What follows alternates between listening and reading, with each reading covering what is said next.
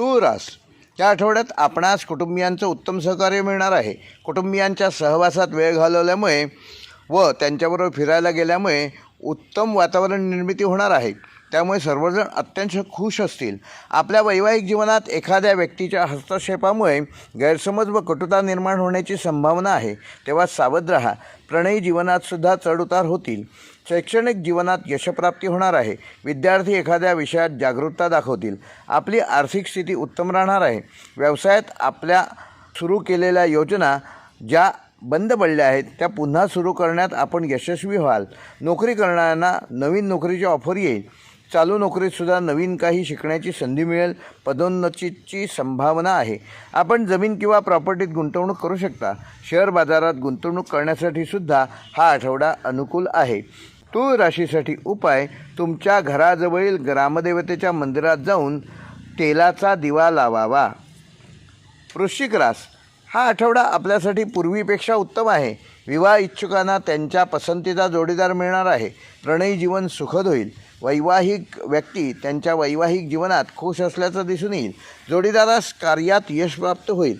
आर्थिक स्थिती उत्तम राहील. आपणास जर एखादी जमीन किंवा प्रॉपर्टी खरेदी करावयाची असेल तर ह्यासाठी हा आठवडा शुभ आहे. वैवाहिक जोडीदारामुळे सुद्धा आपणास धनलाभ होण्याची शक्यता आहे. शेअर बाजारासाठी हा आठवडा अनुकूल आहे. व्यापाऱ्यांना नवीन कंत्राट मिळणार आहे.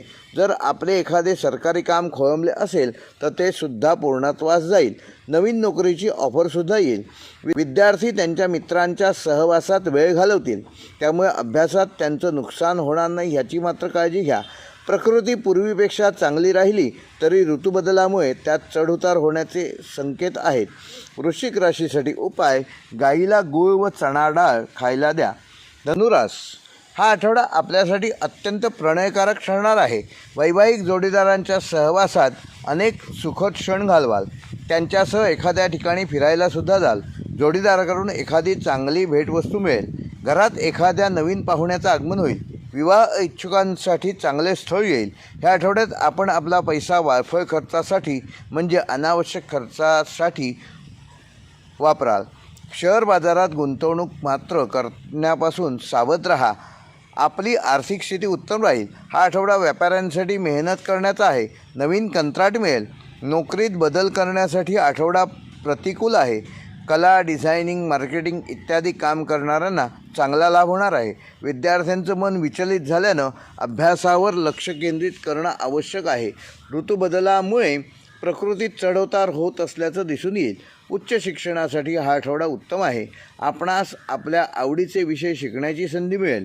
धनुराशीसाठी उपाय: ह्या आठवड्याभरात गुरुचरित्रातील 14व्या अध्यायाची 14 पारायणे करावीत.